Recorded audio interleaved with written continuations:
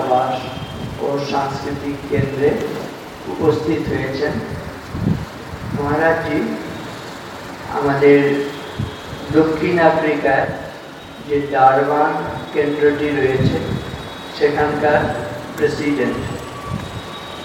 মহারাজজির নেতৃত্বে ওখানে আরও 5টি সাব সেন্টার ওই দক্ষিণ আফ্রিকাতে রয়েছে, সেগুলোরও দেখাশোনা করেন।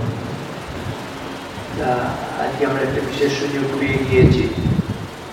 মহারাজজিকে অনুরোধ করেছিলাম স্বামী বিবেকানন্দের ঐতিহাসিক চিকাগো বক্তৃতা 125 বৎসর পূর্তি অনুষ্ঠান দেশে বিদেশে উদযাপিত হচ্ছে। তা মহারাজজিকে অনুরোধ করেছি, মহারাজজি সেই বিষয়ের উপরই আজকে আপনাদের সামনে আলোকপাত করবেন। পূজনীয় শ্রীমৎ স্বামী সুমনসানন্দজি মহারাজ।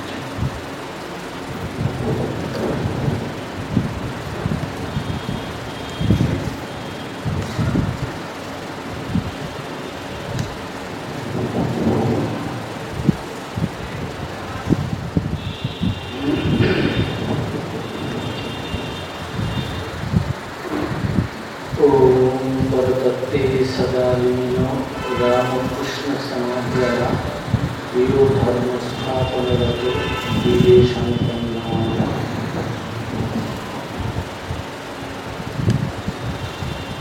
परम प्रीतिभाजन एवं श्रद्धाभाजन श्रीमद स्वामी ज्ञानलोकानंद जी महाराज, अन्यान्य पूजनीय सन्यासी वृंद, प्रीतिभाजन अन्यान्य साधु ब्रह्मचारी भाईरा,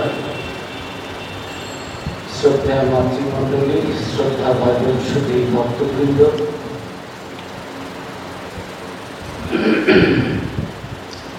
स्वामीजीर 125तम शिकागो पत्रिकार অনুষ্ঠান সারা বিশ্বব্যাপী হচ্ছে।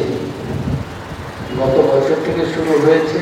এই বছরে 27শে সেপ্টেম্বর আমাদের বিভিন্ন সেন্টারগুলোতে ক্লোজিং বা কনক্লুডিং ফাংশনগুলো হবে।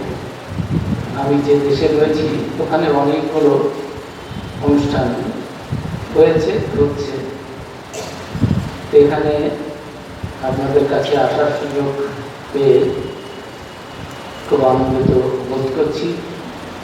স্বামীজির জন্মস্থানে স্বামীজির শিকাগো বক্তৃতার 125 বছর পূর্তি উপলক্ষে কোনো অনুষ্ঠান, এটা আমাদের সকলের কাছেই বড় প্রাণের জিনিস। বন্ধুবর স্বামী জ্ঞানলোকানন্দজিকে আমার কৃতজ্ঞতা এবং ধন্যবাদ এই সুযোগটি করে দেওয়ার জন্য। হঠাৎ করেই এসেছি। আমাদের ওখানে 125তম শিকাগো বক্তৃতার ভর্তি উৎসব উপলক্ষে মঠের ম্যানেজার মহারাজ পূজনীয় স্বামী গিরিশানন্দজি গিয়েছিলেন। ওই দেশটিতে এখন, এটা উত্তর গোলার্ধ, ওটা দক্ষিণ গোলার্ধ, ওখানে এখন শীত, এবং ম্যানেজার মহারাজের কলকাতার শীতের থেকে অভ্যস্ত। উনি জাম্বিয়া, লুসাকা, জোহান্সবার্গে 0 ডিগ্রি, তারপরে নিউকাসলে -2 ডিগ্রি, লেডি স্মিথ 0 ডিগ্রি, এসব জায়গাতে খুব করে ঘুরেছেন। অনুষ্ঠান আমি সঙ্গে ছিলাম, কিন্তু শরীরটি আর সেটা সহ্য করতে পারিনি। খুব করে ঠান্ডা লেগে ব্রঙ্কো নিউমোনিয়া হয়ে ডারবানে যখন আমাদের হেডকোয়ার্টার্স মেইন সেন্টারে এলেন তখন খুব শ্বাসকষ্ট। তো মহারাজের ওখানে কয়েকদিন হসপিটালে রেখে চিকিৎসা করাতে হলো। তারপরে মহারাজ যখন সুস্থ হলেন, মহারাজকে পৌঁছে দেওয়ার জন্য আমি এলাম। তাই এখানে হঠাৎ করেই এসে উপস্থিত হয়ে পড়েছি বেলুড় মঠে। আপনাদের সঙ্গে একটু শেয়ার করে দিলাম যে হঠাৎ করে এই সময়টা আসা। সাধারণত বছরে একবার আসি দুর্গাপুজোর পরে প্রেস কনফারেন্সের সময়। তো বলছি ওই দেশেও আমরা অনেক অনুষ্ঠান করছি। পূজনীয় গৌতমানন্দজি মহারাজ গত বছর গিয়েছিলেন, তখন হয়েছে শুরু। আর এবছর পূজনীয় ঈশানানন্দজি মহারাজ এসেছিলেন শিকাগো থেকে। আবার পূজনীয় গিরিশানন্দজি মহারাজ গেলেন। আরও কিছু অনুষ্ঠান আমাদের পরপর হবে। বলছি যে সমস্ত বিশ্বেই স্বামীজি শিকাগো বক্তৃতার 125তম বর্ষপূর্তি উপলক্ষে বিভিন্ন সংস্থা, বিশেষ করে আমাদের মিশনগুলো তো করছে। কি এমন আছে যে বোধহয় ইতিহাসে এরকম নেই যে কোনো বক্তৃতার 125 বছর পূর্তি এটা হচ্ছে। শতবর্ষ পূর্তির সময় আমরা দেখেছি 1993-তে কত অনুষ্ঠান সব করেছিলাম। তখন পূজনীয় লোকেশ্বরানন্দজি মহারাজ জীবিত ছিলেন। তিনি ছিলেন আমাদের এই সেন্টিনারি কমিটি, সেলিব্রেশন কমিটির সেক্রেটারি। তখনও আপনারা ভক্ত জানেন কত অনুষ্ঠান হয়েছে। আবার 125তমতেও কত রকমের অনুষ্ঠান হচ্ছে এই স্বামীজির বক্তৃতা নিয়ে। শিকাগো বক্তৃতা স্বামীজি দেবেন ঠাকুর 1886 খ্রিস্টাব্দে ফেব্রুয়ারি মাসে বলে রেখেছিলেন, নরেন শিক্ষে দেবে। তখন তো শ্রীরামকৃষ্ণের খুবই ফিবল বডি, শরীর কখন চলে যায়। শ্যামপুকুর বাড়িতে কিছুদিন থেকে তারপরে চলে গেছেন কাশীপুর উদ্যান বাড়িতে, সেখানেও এই ভালো তো এই খারাপ। তারপরে একটা সময়ে খুব কষ্ট করে একটু লিখে দিলেন নরেন শিক্ষে দেবে। সে বাংলাটিও সেরকমই বাংলা, বানানে একটু ভুল রয়েছে। জয় রাধে প্রেমমোহী নরেন শিক্ষে দেবে, যখন ঘুরে বাইরে হাত দিবে। ঠাকুর আবার মজা করে বলতেন সব ভক্তদের সামনে, নরেনও রয়েছে, নরেন আমাকে যতটা মুখ্য ভাবে আমি ততটা মুখ্য নই, থ্যাংক ইউ। কিন্তু হাতের লেখাটির মধ্যে তখন ঠাকুরের শরীর খুবই একেবারে ক্ষীণপ্রায়, মৃতপ্রায় হয়ে গেছে, খেতে পাচ্ছেন না। Physical body need some physical food, তা না হলে তো থাকবে না। এখানে ডাক্তাররাও আছে যে এই শরীরটিকে রাখতে হলে তাহলে খাদ্যের দরকার, জল শরীরের জন্য জল খাদ্য দরকার। কিন্তু শ্রীরামকৃষ্ণ খেতে পাচ্ছিলেন না। ওর মধ্যেও সদানন্দময় পুরুষ, একটু এই যে রোগের কত কষ্ট, খেতে পাচ্ছেন না। এবং এমনকি একটু জল খেলেও গলায় যদি একটু কারণ টনসিলাইটিস হয়, একটু ইনফেকশন হয়, দেখবেন একটু গরমটা একটু ভালো লাগে, একটু ঠান্ডা জলও খাওয়া যায় না। নর্মাল ওয়াটারও ওখানে যেন গিয়ে কামড়ে ধরে, বাইটিং সেন্সেশন। ওর মধ্যেও শ্রীরামকৃষ্ণ এই অল্প বয়সী শিষ্যদের নিয়ে মজা করছেন, কত রকমের কথা বলছেন। আর একদিন লিখে দিলেন নরেন শিক্ষে দেবে। সব যদি মন খারাপ, কখন ঠাকুর শরীর ছেড়ে দেন, এখন তখন কোনো ডাক্তার নেই বলতে পারে যে না 6 মাসের মধ্যে শরীর যাবে না বা 6 দিনেই চলে যাবে। সকলেরই মনে একটা দুশ্চিন্তা, কখন কি হয়। কিন্তু শ্রীরামকৃষ্ণ আনন্দময় পুরুষ। শিবরাত্রি খুব ভালো করে হয়ে গেছে। শিবরাত্রির দিনেও রাত্রেও ঠাকুর সব খবর নিয়েছেন। অভেদানন্দজি মহারাজকে স্পর্শ করে স্বামীজি বলেছেন, এই আমার বিরুদ্ধে ছুঁয়ে দাও, তুই স্পর্শ করে থাক, আমি বসি ধ্যান করি। শ্রীরামকৃষ্ণ তার মধ্যে তার আধ্যাত্মিক শক্তিকে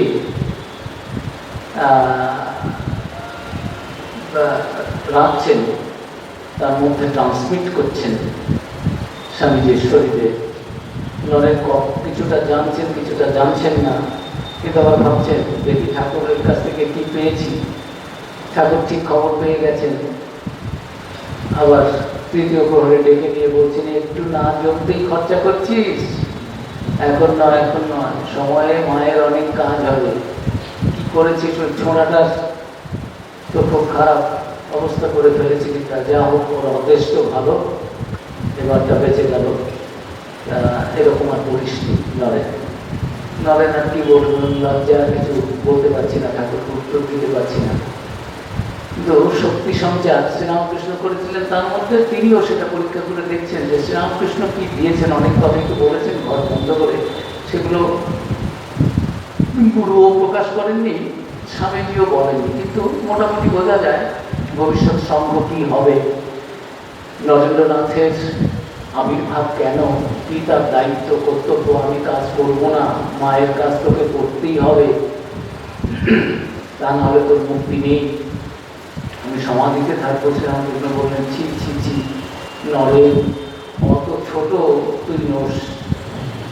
বেদান্ত মতে যদি কোনো চেলা গুরুকে বলে যে আমি সমাধি চাই, নির্বিকল্প সমাধি, গুরু তো খুশি হওয়া উচিত। হাইয়েস্ট রিয়েলাইজেশন, সাধন ভজন করে শেষ অবস্থায় নির্বিকল্প সমাধিতে বোধ হয়ে থাকবো। সাধু সন্ন্যাসী ঋষি মুনি হাজার হাজার বছর ধরে, এই তো আমাদের হেরিটেজ, এই তো আমাদের ট্র্যাডিশন, এই তো আমাদের কালচার। কিন্তু নরেন্দ্রনাথকে যখন ঠাকুর বললেন, নরেন তুই কি চাস, নরেন্দ্রনাথ বললেন আমি নির্বিকল্প সমাধিতে ডুবে থাকবো, মাঝে মধ্যে একটু নেমে এসে কিছু শরীর ধারণের জন্য খাবো, তারপর আবার সমাধিতে। ঠাকুর তাকে ছি ছি করলেন। তারও উঁচু অবস্থা আছে, আর এই উঁচু অবস্থা আছে এবং মায়ের কাজ করতে হবে, এই সমস্ত কথা তাদের মধ্যে হচ্ছে।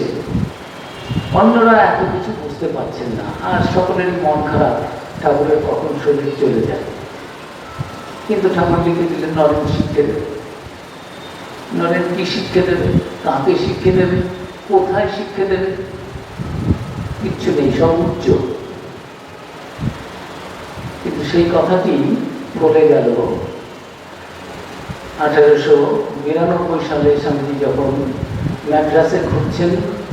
তার আগে গুজরাটে শঙ্কর পাণ্ডুরঙ্গ একজন বিশিষ্ট পণ্ডিত ছিলেন সংস্কৃতের। তিনি স্বামীজির সঙ্গে একটু সঙ্গ করে বুঝতে পেরেছেন যে অগাধ পাণ্ডিত্যের অধিকার আর অপূর্ব দিব্য একটি আধার। এই বয়স তখনও 30ও হয়নি, এর যা জ্ঞান, এর যা প্রতিভা। তখনই শুনে বলেছিলেন, স্বামীজি আপনাকে এখানে কে বুঝবে, বিদেশে একটা পার্লামেন্ট হওয়ার কথা শুনছি, যদি সেখানে আপনি যেতে পারেন, আপনার কথা এখানে এই দেশে, পোড়া দেশে কে আপনার কথা বুঝবে। এই ভদ্রলোক বুঝতে পেরেছিলেন, একটু বলেছিলেন। আর মাদ্রাসে যখন এলেন, মাদ্রাসে যুবক যারা বন্ধু, শুভার্থী, কিছু কিছু ডিসাইপলস, এরা দেখলেন ততদিনে মাদ্রাসের কাগজে অনেক প্রকাশিত হয়েছে যে শিকাগোতে একটি ধর্ম মহাসম্মেলন হবে, পৃথিবীর 10টি বড় ধর্মের প্রতিনিধিরা তাদের প্রতিনিধিত্ব করবে। 20,000 চিঠি লেখা হয়েছে এই ধর্ম মহাসভাটি সংগঠিত করার জন্য। 10 বছর ধরে প্রস্তুতি চলছে। 400 বছর কলম্বাসের আমেরিকা আবিষ্কারের পূর্তি উপলক্ষে বিশাল ব্যাপার, এবং আমেরিকানরা এই সুযোগটা খুব ভালোভাবেই গ্রহণ করার, এটাকে ব্যবহার করার চেষ্টা করেছিলেন যে আমাদের বিজ্ঞান, আমাদের যে জাগতিক অগ্রগতি, ইতিহাস, কালচার, এগুলো তো দেখাবই, ধর্মটাও যে খ্রিস্টান ধর্মের মতো আর ধর্ম নেই, এটাও এই সুযোগে আমরা সারা বিশ্বে একটা বার্তা দিয়ে দেব, সেটাও তাদের মনের মধ্যে ছিল। সেজন্যই এত কিছু করা। তবে কিছু কিছু মানুষ সব ধর্মেই আছেন, অতটা গোড়া নন, অন্যদের একটু সম্মান দিতেও জানেন। এবং অন্যান্য দেশের বড় বড় প্রধান ধর্মবিদ যারা রয়েছেন, ধর্মের অনুসারী, তাদেরও ডাকবো, একটু মতের বিনিময় হবে। একটা বিরাট এলাহি ব্যাপার। 20টা কংগ্রেস হয়েছিল, 20 নারী মুক্তি, নারী আন্দোলন, বিজ্ঞান, শিক্ষা, স্বাস্থ্য, এরকম পার্লামেন্ট অফ রিলিজিয়নও একটা অংশটা। গ্রেট কলম্বিয়ান এক্সপোজিশন, বিশাল এবং এত বড় সেই ব্যাপারটি, যারা তখনকার দিনের খুব জ্ঞানী গুণী বহু জায়গায় এক্সিবিশনগুলো দেখেছেন, বড় বড় জায়গা ইউরোপ আমেরিকা, তারা বলেছেন যে আমার জীবনে, আমাদের জীবনে এত বড় এলাহি কাণ্ড আর কখনো দেখিনি। স্বামীজিও যখন গিয়ে পৌঁছেছিলেন তখন দেখলেন যে নাম নথিভুক্ত করার সময় চলে গেছে, পকেটে তো এটি অবস্থা প্রায় যায়। তো যাই হোক, এক্সিবিশনগুলো একটু দেখিনি। পার্লামেন্ট অফ রিলিজিয়নে যাওয়া হবে না বোঝা গেল, কিন্তু যাই হোক এসেই যখন গেছি, এখনই ফিরে যাব, দেখি কয়েকটা দিন, 2 সপ্তাহের মতো স্বামীজি ওখানে ঘুরেছি। তিনিও দেখে স্বামীজিও থম হয়ে গিয়েছিলেন যে ব্যাপার স্যাপারগুলো এত বড় হয়ে গেছে। যাই হোক, মাদ্রাসী ভক্তরাও স্বামীজিকে যখন অনুরোধ করলেন, স্বামীজিও ভাবছেন যাবো কি যাব না, কি করি। ইতিমধ্যে নরসিংহাচার্য স্বামীজির খুব ক্লোজ, স্বামীজির পাশের ঘরে শুতেন মাদ্রাসে, দেখছেন কয়েক রাত ধরে কার সঙ্গে স্বামীজি কথা বলছেন। স্বামীজিকে আপনি জিজ্ঞেস করলেন, স্বামীজি রাত্রিবেলা কার সঙ্গে আপনি কথা বলেন? স্বামীজি অ্যাভয়েড করতে চাইলেন যে কিছু, যখন বারবার করে চেপে ধরাতে স্বামীজি বললেন, আমি তো যেতে চাচ্ছিলাম না পার্লামেন্ট অফ রিলিজিয়ন্সে, কিন্তু এই বুড়ো তো আমাকে ছাড়ছে না। রাতে রাতে প্রতি রাতে নরসিংহাচার্য বলছেন যে অন্তত 7 রাত তিনি বলতেই পারেন যে 1 সপ্তাহের মতো আমি শুনেছি রাতে কার সঙ্গে কথা বলছেন, স্বামীজি কি বলছেন কি ঠিক বোঝা যাচ্ছে না, কিন্তু মনে হচ্ছে রাত্রিবেলা কার সঙ্গে যা বলবে কার সঙ্গে স্বামীজি কথা বলছেন। এবং প্রতি রাতেই এসে শ্রীরামকৃষ্ণ তাকে বলছেন না তোমাকে যেতেই হবে, আর স্বামীজি যুক্তি তর্ক দিচ্ছেন আমি যাব না। তাই একদিন শেষে স্বীকার করলেন, যখন বারবার করে ইনসিস্ট করছেন, স্বামীজি বলুন আপনি লুকোচ্ছেন কেন, কি হয় রাত্রিবেলা, আপনি কার সঙ্গে কথা বলেন, কি হচ্ছে? তখন স্বামীজি বলেছিলেন নাকি ওর কাছে গোপনে স্বীকার করলেন।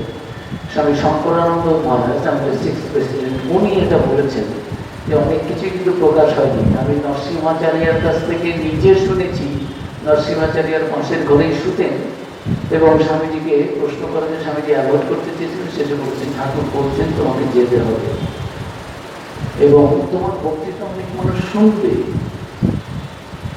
স্তব্ধ হয়ে যাবে, মুগ্ধ হয়ে যাবে তোমার কথা শুনে, তোমাকে যেতে হবে।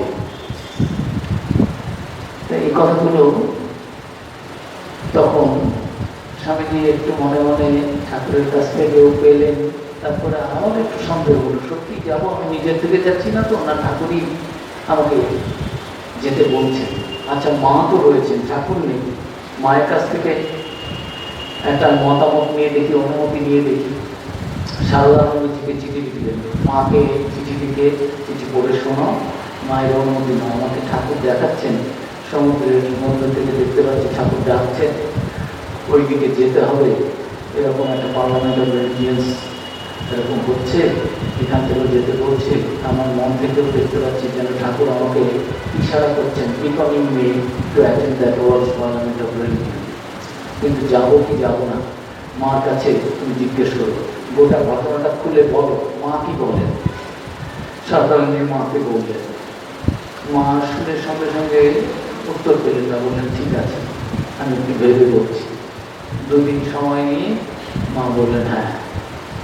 ঠাকুরও মাকে দেখিয়েছেন, ঠাকুর মায়েরও দর্শন হয়েছে, ঠাকুর যেন সমুদ্রের তরঙ্গের উপর থেকে হেঁটে হেঁটে যাচ্ছেন, স্বামীজিকে ফলো করতে বলছেন। মা বললেন হ্যাঁ, ঠাকুরের কাজই নরেনকে বড়, আমার অনুমতি আছে, ওটা ঠাকুরের কাজ, নরেন যাবে। এই সমস্ত করে স্বামীজির যাওয়া।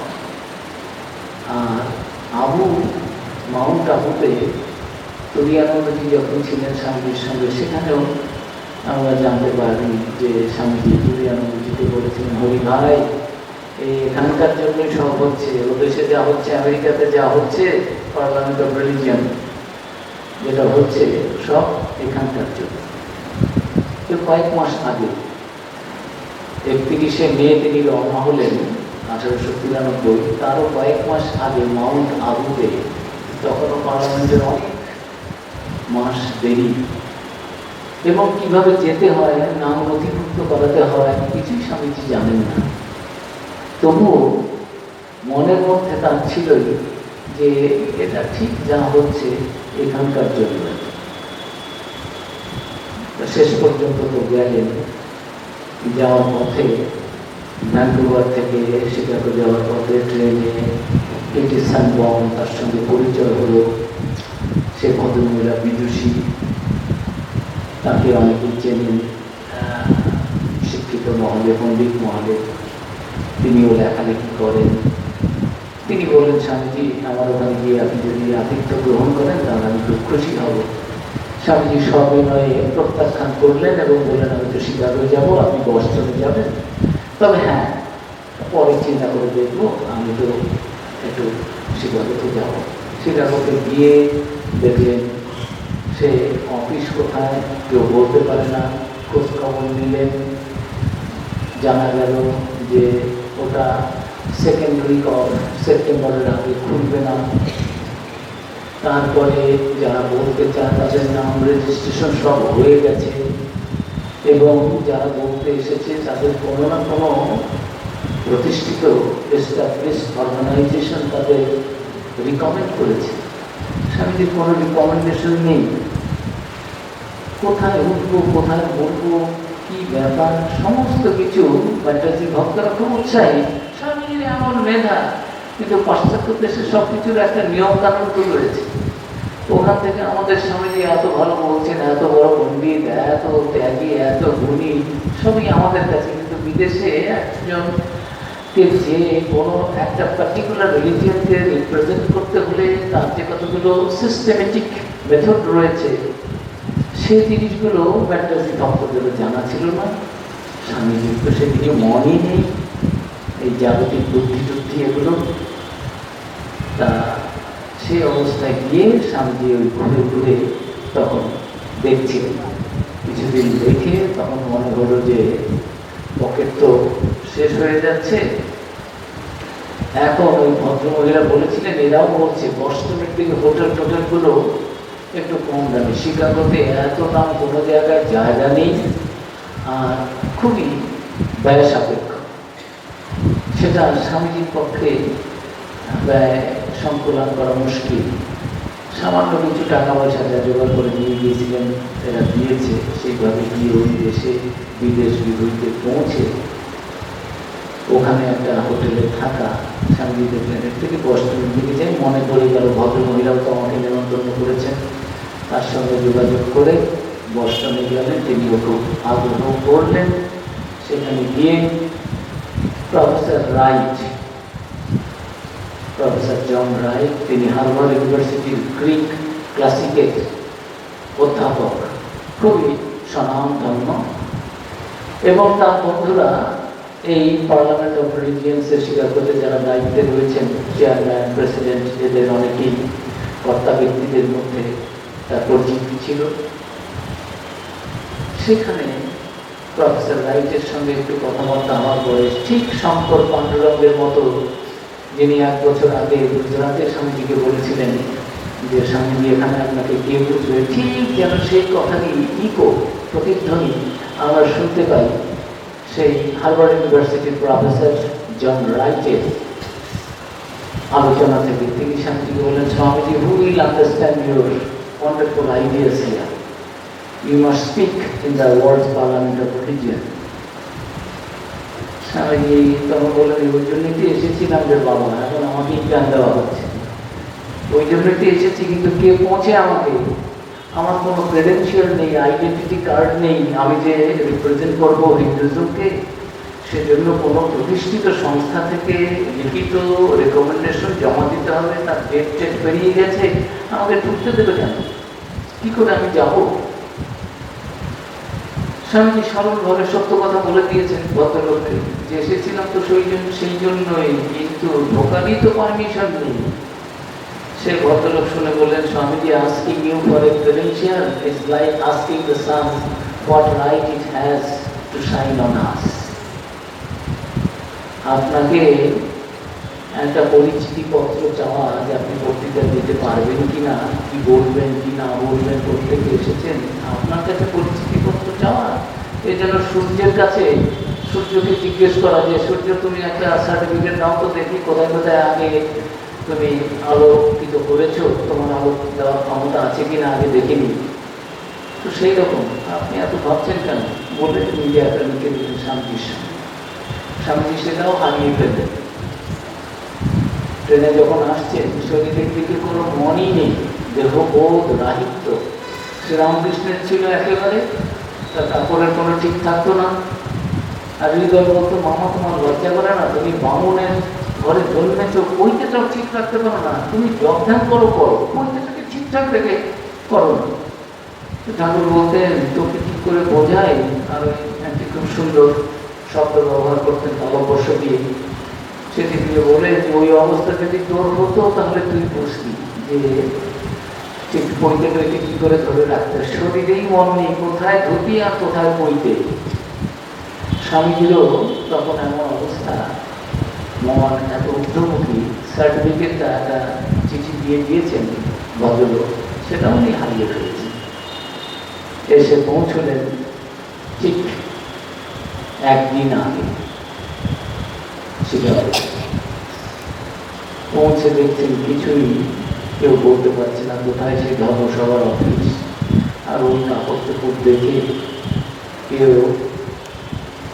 উৎসাহ দেখাচ্ছে না, বিক্রি করা নিষেধ, বিক্রি করলে জেলে পুড়ে দেবে। শেষে আমাদের যখন চেষ্টা থাকে, যতক্ষণ আমরা পানি চেষ্টা করি, তারপরে ঠিক ঠিক সারেন্ডারটা, শরণাগতিটা আসে যখন দেখি আমাদের আর কিছু করার নেই। অর্জুন যে ভগবানের পায়ের কাছে পড়ে বললেন, শিষ্যাস্তে হম সাহাদি মানতাম করুন না, আমি আমার মাথার কাজ করছে না যে কি করি না করি, যুদ্ধ করবো না করবো না। তা আমি তোমার শিষ্যের মতো, তুমি আমাকে বলো। যখন নিজের মাথার কাজ করানোর স্বামীকেও দেখলেন আর কোথাও গিয়ে কিছু করতে পারবেন না, একটা চাপচের উল্টো দিকে ফুটপাতে বসে পড়লেন। এখন complete surrender to the in the hands of the divine mother. যদি সত্যিই ঠাকুর বলেছেন এগুলো হবে, যদি হয়তো হোক, আমি আর পারবো না কিছু করতে। এই বসলাম এখানে। কোত্থেকে মিসেস হেল এলেন বেরিয়ে উল্টো দিক থেকে, এসে বলেন আপনি ধর্ম মহাসভায় যাবেন? সেই জন্যই তো এসেছিলাম মা, কিন্তু পথ হারিয়ে বসে আছি। একটি গান আছে না আমাদের, যে একাঙ্গুর গানের প্রতি ভাসিয়ে ছিলেন নয়নজন। তারপরে কি আছে, কোথা থেকে এলে এই অকুলে কুল দিতে, এরকম গান।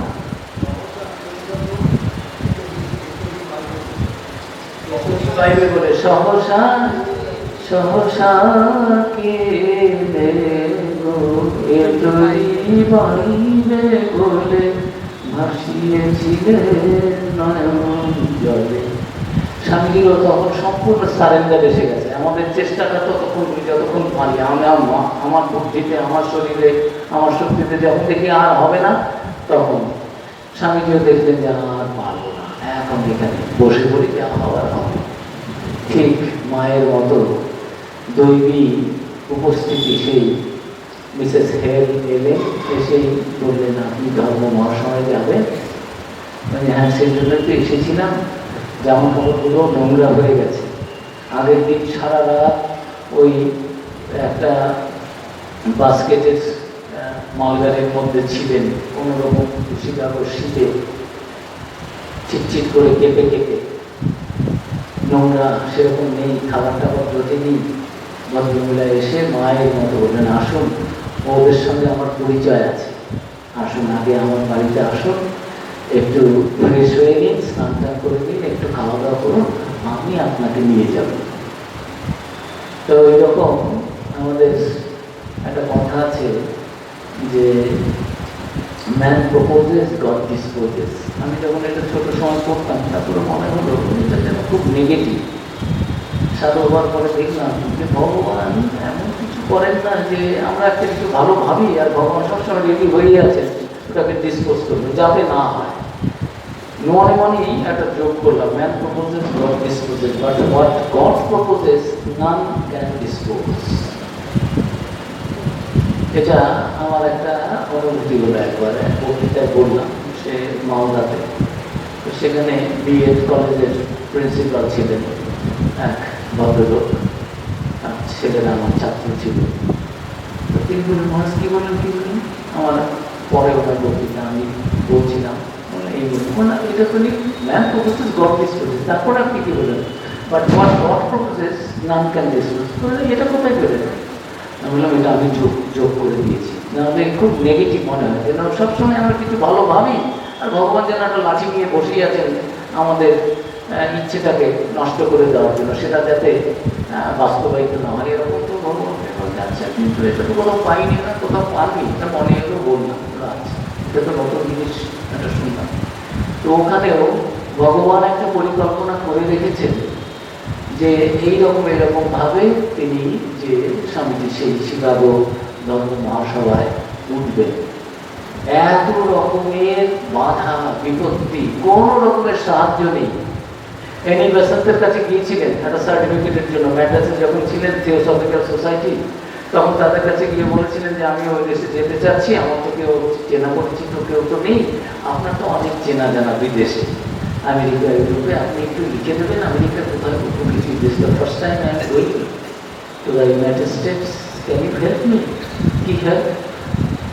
আমাকে একটা সার্টিফিকেট দিয়ে দেবেন, একটা ক্রেডেন্সিয়াল, যদি কাউকে একটু লিখে দেন, আমি গিয়ে তার কাছে উঠলাম, আমাকে একটু সাহায্য করে। বলে হ্যাঁ আমি দেবো, তো একটা শর্ত আছে। কি শর্ত?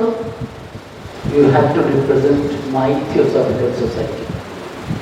স্বামীজি বললেন, হাউজি, আপনার এই মতটাকে তো আমি বিশ্বাস করি না।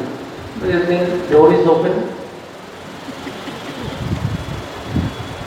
এই বিদেশে যাওয়ার আগে থিওসফিক্যাল সোসাইটির স্বামীজি ফিরে এসে মাদ্রাস বক্তৃতায় বলেছিলেন, মাই প্ল্যান অফ ক্যাম্পেইন। তখন আমার সমন্বিতি এই স্বামীজি লেকচার স্পন্সিকারগুলো কলমটো আলমোড়াতে আছে, যে আমাকে সবাই বলছে বলবে না, অনেকের মন খারাপ হবে। আমি এতদিন বিদেশে ছিলাম, কিছু বলিনি, এখন আমার স্বদেশে এসেছি, আমি সত্য কথা বলবো, তাতে যার যার মনে হওয়ার হবে হবে। আমি কাউকে খুশি করার জন্য, বসামত করার জন্য আমি আসি, সত্য কথা আমি বলবো।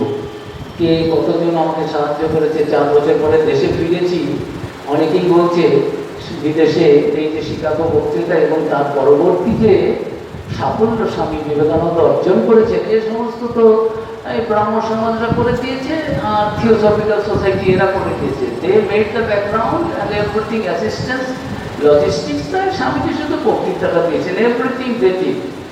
এটা স্বীকার করে নিতে হবে আমাকে। আমি এখানে সত্য কথা বলব না, না আমি বলবেন না, তাহলে এখানে আমি বড় বড় মানুষ, ওদের সব সাপোর্টার রয়েছে, ফলোয়ার রয়েছে থিওসফিক্যাল সোসাইটি। তখন তারা স্বামীজি বললেন, ও সমস্ত যে যা ভাববে ভাববে, সত্য কথা আমি বলবো। আরে বলছেন এর নাম সাহায্য করা। বাড়িতে নেমন্তন্ন করেছে, গিয়ে খাবেন, দেখছেন দরজা বন্ধ। তাদের বলে দিয়েছে এই দুষ্টুটাকে খেতে দিও না। আর যখন শুনেছে যে তার পকেটে আর ডলার নেই, ফুরিয়ে এসেছে, তাহলে শয়তানটা এখন না খেয়ে মরবে, এমন সমস্ত কথা। আর এই দেশে ভারতবর্ষে প্রচার করছে যেন ওখানে স্বামীজিকে যেন সব সাজিয়ে দিয়েছে, স্বামীজি যেন মাইকটা রেডি পেয়েছে, এখানে এসে যেমন বসলাম সেরকম সব বক্তৃতা শুরু হয়ে গেল সব। তো যাই হোক, যেটা বলছিলাম, কত রকমের বাধা বিপত্তির মধ্য দিয়ে গেছেন, একটা সার্টিফিকেট পর্যন্ত দেয়নি এবং বলেছে যে তাহলে গেট খোলা রয়েছে, যাও, যদি আমার ধর্মমত থিওসফিক্যাল সোসাইটির রিপ্রেজেন্টেটিভ হিসেবে তুমি সেখানে যাও, আমি এখনই দিচ্ছি। কথা শুনেই বুঝতে পেরেছেন যে এর ভেতরে আগুন রয়েছে। এমনি কি আর শ্রীরামকৃষ্ণ বলেছিলেন যে কেশবের যে এত মান সম্মান সুনাম, সারা বিশ্ব জুড়ে কেশবের নাম, কেশবের মধ্যে যে শক্তি রয়েছে ওরকম 18টা শক্তি নরেনের মধ্যে রয়েছে। নরেন ওখান থেকে উঠে চলে গেল, পরে এসে গালাগালি দিলে, আচ্ছা আপনার কি লজ্জা লজ্জা করে না? কোথায় কেশব চন্দ্র সেন, আমি এই শিমলে পাড়ার দুদিনের ছোকরা, তার সঙ্গে আমার তুলনা করছেন লোকজনের সঙ্গে। কেন মানুষ আপনাকে বলবে না মাথাটা খারাপ? আপনার না মান সম্মানের কোনো ভয় নেই, আমার আছে। কেন আপনি এই লোকের সামনে এই সমস্ত কথা বলেন? নরেন আমি কি করবো? মা বললেন যে দেখালেন যে, আমি কি আর নিজে বলেছি, মা যা দেখিয়েছেন তাই। সত্যি পরে বোঝা যায় যে হ্যাঁ, 18টা শক্তি, 18 গুণ শক্তি রয়েছে নরেন্দ্রের মধ্যে। একটা দিক নিয়ে যদি থাকতেন, যদি সঙ্গীতটা নিয়েই থাকতেন, একটা দিক পা কি না, কিন্তু কত রকমের মধ্যে দিয়ে যেতে হয়। আমরা সবাই বুঝি, ভাবি একটু ভগবানের নামটা নিয়েছি, সব ঠিকঠাক হবে, আমি সব পথেই আছি, আমি তো কোনো খারাপ কাজ করছি না, আমরা দীক্ষা নিয়েছি, ভক্ত হয়েছি, আমাদের জন্য এভরিথিং, এটা life is not the bed of roses. স্বামীজির জীবনে ঠিক আছে, কত স্ট্রাগল করতে হয়েছে, কার জন্য? নিজের কোনো স্বার্থ ছিল? অবতারের যে মিশন, সেটাকে পূর্ণ করার জন্য, বাস্তবায়িত করার জন্য তিনি গেছেন। কিন্তু কি রকম পথে পথে ঘুরতে হয়েছে, নিরন্ন, ধাক্কা দিয়ে বের করে দিয়েছে, হোটেলে খেতে গেছেন, স্বামীজি আপনি বললেন না কেন, কোনো দিন খাবার জোটেনি, ভক্ত বাড়িতে বলেছে খেতে, সেখানে বলে রেখেছে ও দুষ্টু, চরিত্রহীন, লম্পট, ও সাধুই নয়, ও ভণ্ড, এগুলো ওদের মধ্যে বলেছে। আবার হোটেলে ভেবেছে নিগ্র, হোটেলে অনাও খেতে দেবে না, বের করে দিয়েছে। এমন হয়েছে। স্বামীজি বলেছেন আর তো খাওয়া হলো না, কেন না হোটেলে গেলাম, বলবো ডোন্ট সার্ভ নিগার্স, বেরাও। না আপনি বললেন না কেন, I am not a nigger. যে Vivekananda is not born for that, to have his recognition at the cost of others. ও তার মানে নিগ্রোরা খারাপ, নিগ্রোরা ছোট, আমি নিগ্রোর থেকে বড়। বিবেকানন্দ ওর জন্য জন্ম নেয়নি। আর একজনকে ছোট করে আমাকে বড় হতে হবে, এই যে বিবেকানন্দ। হৃদয়টা যেন যে ত্যাগের সুখদেব প্রেমিতে নামক একটা গানে আছে, বলো গো ঠাকুর বলো না আমারে আনিবে একারে সাথে তোমার ব্রহ্মতেজ দীপ্ত আনন পুরুষ সিংহকে তোমার আনিবে একারে সাথে তোমার। আমার তো শ্যামল মহারাজের মতো ভালো গলা নেই, বুড়ো হয়ে গেছি, গলাও কেমন হয়ে গেছে, কিন্তু কি সুন্দর গান। ত্যাগে সুখদেব প্রেমিতে নারদ বুদ্ধের মতো হৃদয় জান, জ্ঞানে শিব গুরু শঙ্কর সম, সেখান দুটায় পদে তোমার।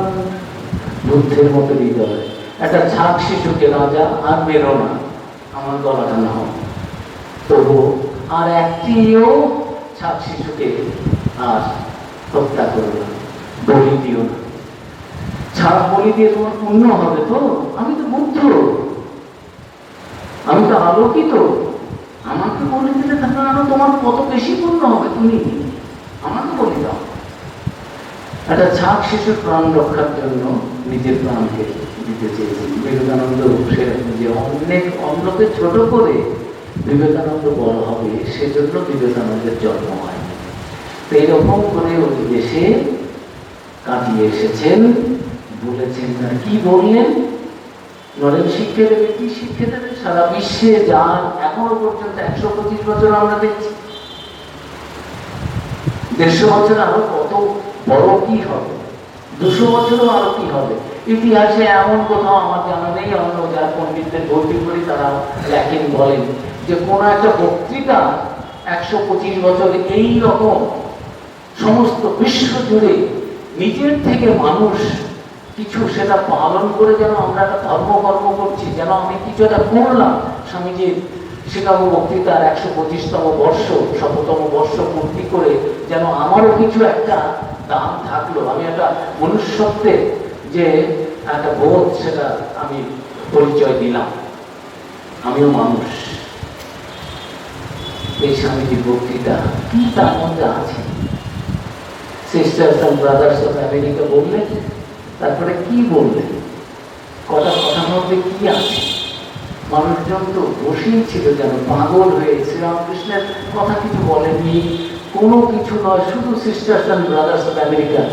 মানুষ চায় ঘৃণা নয়, help and not fight, assimilation and not destruction, harmony and peace and not dissension. এই কথাগুলো যেন বিবেকানন্দের মুখ দিয়ে বেরিয়েছে, মানুষের মনগুলো যেন তৈরি হয়েছিল ওগুলো পাওয়ার জন্য, যেন ক্ষুধার্ত ছিল। শ্রীরামকৃষ্ণ সেই ভাবগুলো তার হৃদয়ে প্রথিত করেছিলেন বেশ কয়েক বছর আগে। তিনি যুগ ঋষি, যুগ অবতার, তিনি জানতেন এই নরেনই এই ভাবগুলো বিশ্বময় ছড়িয়ে দেবে। Harmony of religions, divinity of man, universal brotherhood, Shiva জ্ঞানে জীব সেবা, মানুষের মধ্যেই ব্রহ্ম, সর্বভূতে সেই ব্রহ্মময়। স্বামীজি যে বললেন ব্রহ্ম হতে কি পরমাণু, এই কথাগুলো তো শুধু কথা নয়, তো শুধু কবিতা নয়, এটা তার হৃদয় নিংড়ানো যে অনুভূতি, যেটা তিনি তার গুরুর পায়ের কাছে বসে, পদমূলে বসে যে শিখেছিলেন এবং নিজের জীবনেও যেটা অনুভব করেছেন, সেটাই তিনি কবিতার মতো করে বলেছেন। ব্রহ্ম হতে কি পরমাণু, সর্বভূতে সেই প্রেমময়, শরীর প্রাণ মন অর্পণ করো সখে সবার পর। এই কথাগুলো তো শুধু কবিতা তো নয়, হৃদয় নিংড়ানো সত্য যা তার জীবনে তিনি অনুভব করেছেন। তাই সেই বিশ্ব ধর্ম সভাতে ওই কথাটি বললেন যে পাপি পাপি করছো, আমার ধর্ম, আমি যে ধর্ম থেকে এসেছি কাউকে পাপি বলে না। The children of immortal bliss, allow me to address you. How sweet it is to address you as the children of immortal bliss. মানুষ শুনে থ হয়ে যাচ্ছে, চিরকাল শুনে যে পাপি পাপি পাপি, আমার বাপ পাপি, আমার বাপের বাপ, ঠাকুর দাদার 14 পুরুষ, original sin, we are born sinners, that is why we have to take refuge. ও গড, এসো আমাকে বাঁচাও, ইউ আর দ্য সেভিয়ার। আর আমাদের ধর্ম বলছে, বেদান্ত বলছে পাপি। কিসের পাপ? যারা দুর্বল তারাই পাপ করে। আমরা কেন পাপ করবো? আমরা অমৃতস্ব পুত্রা, শ্রীনন্ত বিশ্ব অমৃতস্ব পুত্রা। আর এই যে সর্বধর্ম সমন্বয়, হারমোনি অফ রিলিজিয়ন, এই স্বামীজি কি সুন্দর আবৃত্তি করে পড়লেন আমাদের শিবমন্দির স্তোত্র থেকে, যে রচিনাম বৈচিত্রা কুটিল নানা পথবিষাণ নিনামিত কর্মস্তম শিবয় সামর্ণ রইব। চার দিক থেকে নানান জায়গায় নদীগুলো যেমন সেগুলো শুরু হয়ে পাহাড় টাহার থেকে নানানভাবে সোজা আঁকা বাঁকা পথে শেষে গিয়ে সাগরেই মিলিয়ে যায়, সেই রকম মানুষও বিভিন্ন দেশে, বিভিন্ন জাতিতে, বিভিন্ন ধর্মের মধ্য দিয়ে জন্মগ্রহণ করে ভগবানকেই শেষ পর্যন্ত গিয়ে পাওয়ার চেষ্টা করে। এই নানান পথ, নানান মত, আসলে নানা পথ সেই এক জায়গায় যাওয়ার জন্য। এই harmony of religion, divinity of human beings, universal Brotherhood, 11 সেপ্টেম্বরটা এখন ইউনিভার্সাল ব্রাদারহুড হিসেবে পালিত হয়। এই সমস্ত চিন্তা ভাবনাগুলো মানুষ যেন পাগল হয়েছিল, এগুলোই চায়। আর ঘৃণা নয়, আর বিদ্বেষ নয়। Soon it will be written on the banners of all religions, খুব শীঘ্রই, despite resistance from many corners, the hell cannot fight. Swamiji কথাগুলো বললেন তার হৃদয় থেকে, যারা অডিয়েন্সে ছিলেন তারাও বুঝলেন যে সত্যি, যদি সত্যি বাঁচতে হয় মানুষকে, মনুষ্য সভ্যতাকে যদি আরো অগ্রগতির পথে এগিয়ে যেতে হয়, একে যদি বাঁচিয়ে রাখতে হয়, তাহলে বিবেকানন্দ যে কথাগুলো বলেছে, ধর্ম সেটাই, নিজের ভেতরের ডিভিনিটিকে প্রকাশ করা। এই কতগুলো এদিক ওদিক গেলাম, মন্দির মসজিদ ঘন্টা মারলাম, এগুলো নয়। আসল জিনিস ভেতরের ট্রান্সফরমেশন, নট কনভার্সন। হিন্দু মুসলিম হবে, মুসলিম খ্রিস্টান হবে, খ্রিস্টান বৌদ্ধ হবে, তাই কি আমরা চাই? এই উদার ভাবগুলো সমস্ত বিশ্বে একটা নতুন ভাবনা এনে দিল যে হ্যাঁ, মানুষ মানুষের ভাই। জাত, ধর্ম, দেশ, দেশান্তর, ভাষা, বেশভূষা, কালচার, এগুলো বিভিন্ন রকম হতে পারে, কিন্তু ভেতরে আমরা সব অমৃতের সন্তান।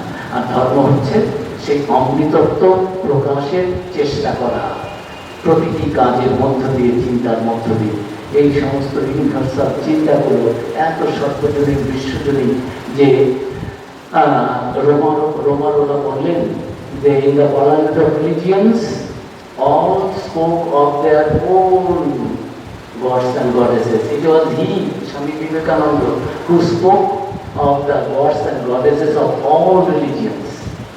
বাকিটা সবাই নিজের নিজের করে বলেছে, ক্ষুদ্র, ন্যারো, আমার তাই বড়, আমি এইরকম করে। বিবেকানন্দ বললেন সকলের কথা। এমনভাবে বলতেন লোকে বলতো, জিজ্ঞেস করতো, Swamiji what is your religion? যখন আপনি বুদ্ধের কথা বলেন আমরা যেন ভাবি যেন চোখে জল পড়ছে, 2 ঘন্টা ধরে আমরা যেন বুদ্ধময় হয়ে যাই। যখন আপনি যীশু খ্রিস্টের কথা বলেন যেন আমরা খ্রিস্টময় হয়ে যাই। What is your religion? Swamiji বললেন, truth is my religion, universe my country. আমি কি শুধু ভারতবর্ষের, আমি কি শুধু একটি ধর্মের প্রতিষ্ঠা করতে এসেছেন শ্রীরামকৃষ্ণ, আর তাঁর সেই প্রধান ধারক বাহক স্বামী বিবেকানন্দ বিশ্ব ধর্মসভা 125 বছর আগে শিকাগো বক্তৃতার মাধ্যমে জগৎ বিশ্ব রঙ্গমঞ্চে উপস্থিত হয়ে সেই কথাটি বললেন যে মানুষের মধ্যে দেবত্ব নিহিত রয়েছে, আর সেই দেবত্বের বিকাশের প্রকাশের চেষ্টা করাটাই ধর্ম, এবং ওটা করতে করতে গিয়েই আমরা দেবতা হয়ে যাব, ঋষি হয়ে যাব। Religion is being and becoming, হতে হতে হয়ে যাওয়া। এটা শুধু লেকচার নয়, এটা শুধু কতগুলো রিচুয়ালস নয়। এই কথাগুলো সমস্ত বিশ্বের তাবড় মানুষগুলো যাদের হৃদয়ে রয়েছে, মন রয়েছে, চিন্তা রয়েছে, বুদ্ধি রয়েছে, তারা বুঝতে পেরেছিলেন। সেই নতুন দিন, নতুন যুগে, সত্য যুগের যেন শুরু হলো। আজকে আপনাদের কাছে উপস্থিত হতে পেরে, স্বামীজি সমাজের কথা বলতে পেরে খুব আনন্দিত বোধ করছি। বন্ধুবর স্বামী জ্ঞানানন্দজিকে আমার অন্তরের কৃতজ্ঞতা। আপনাদের সবাইকে ধন্যবাদ। স্বামীজি আমাদের সকলের কল্যাণ করুন, মঙ্গল করুন। আমরা যেন স্বামীজি নির্দেশিত পথে মতে আমাদের ভেতরের দেবত্বকে অনুপ্রাস করার চেষ্টা করি সর্বতভাবে, এবং তার মধ্য দিয়ে মনুষ্য জীবনের উদ্দেশ্য যে সত্য লাভ করা তা করতে পারি এই জীবনে। সবাইকে অনেক অনেক নমস্কার, ধন্যবাদ।